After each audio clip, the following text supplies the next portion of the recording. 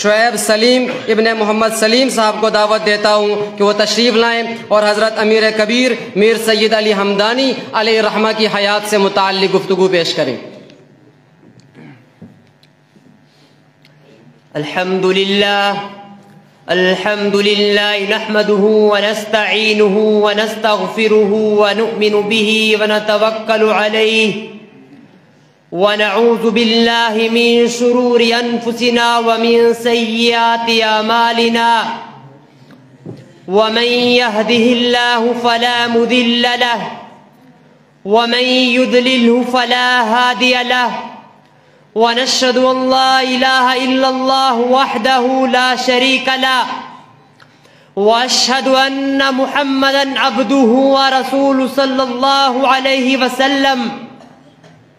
أعوذ بالله من الشيطان الرجيم، بسم الله الرحمن الرحيم، ألا إن أولياء الله لا خوف عليهم ولا هم يحزنون۔ ناظرین و سامعین، اساتذہ کرام، مہمانان اعظام اور میری تعلیمی زندگی کے ہم سفر ساتھیوں، السلام علیکم ورحمۃ اللہ وبرکاتہ۔ آج میری تقریر کا عنوان ہے محسن کشمیر امیر کبیر سید علی حمدانی رحمۃ اللہ علیہ۔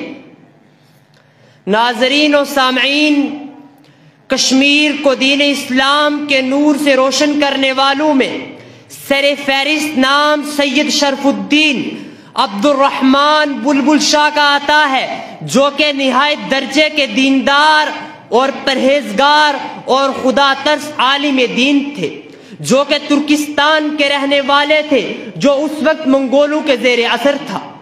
وہ اس ظلم و تعدی سے باہر آ کر وارد کشمیر ہوئے اور سری نگر میں سکونت پذیر ہونے کے بعد انہوں نے دعوت و تبلیغ کا کام شروع کیا۔ یہ وہ زمانہ تھا جب کشمیری معاشرہ اخلاقی لحاظ سے انتہائی پستی کا شکار تھا، لیکن کشمیر میں دعوت تبلیغ کے کام کو فروغ اس وقت ملا جب کہ اس وقت کے حاکم رنچن شاہ نے عبد الرحمن بلبل کے ہاتھ پر قبول اسلام کا اعلان کیا۔ رنچن شاہ 1320 میں اپنے والد کی موت کے بعد کشمیر پہ قبضہ کر کے حاکم بنا تھا، لیکن قبول اسلام سے پہلے وہ سلطان سعد الدین کے نام سے مشہور و معروف ہوا۔ بعد میں رنچن شاہ نے عبد الرحمن بلبل کے ہاتھ پر قبول اسلام کا اعلان کیا۔ رنچن شاہ نے عبد الرحمن بلبل کے لیے ایک خانقاہ اور مسلمانوں کے لیے ایک مسجد کی سنگ بنیاد ڈالی، جو کشمیر میں پہلی مسجد کے طور پہ شمار کی جاتی ہے۔ کہا جاتا ہے کہ میر سید علی حمدانی نے اپنے ساتھ 700 مریدین اور مختلف شعبوں سے تعلق رکھنے والے ماہرین کے ساتھ 1373 میں وارد کشمیر ہوئے۔ کشمیر کے مختلف اطراف کا دورہ کرنے کے بعد وہ دریائے جہلم کے کنارے پر مقیم ہوئے۔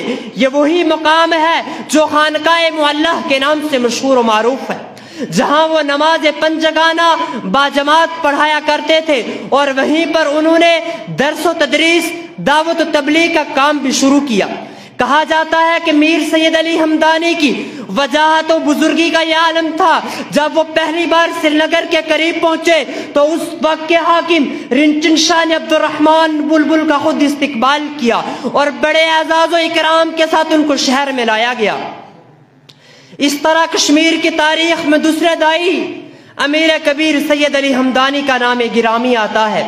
وہ امام زین العابدین کے اولاد میں سے تھے، جیسا کہ ان کا سلسلہ نسب والدہ کی جانب سے پیغمبر علیہ السلام تک پہنچتا ہے۔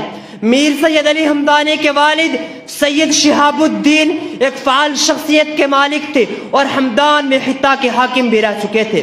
کہا جاتا ہے کہ میر سید علی حمدانی کے والد سید شہاب الدین کوئی صوفی یا بزرگ نہیں تھے، بلکہ ادائیانہ اوصاف کے مالک تھے۔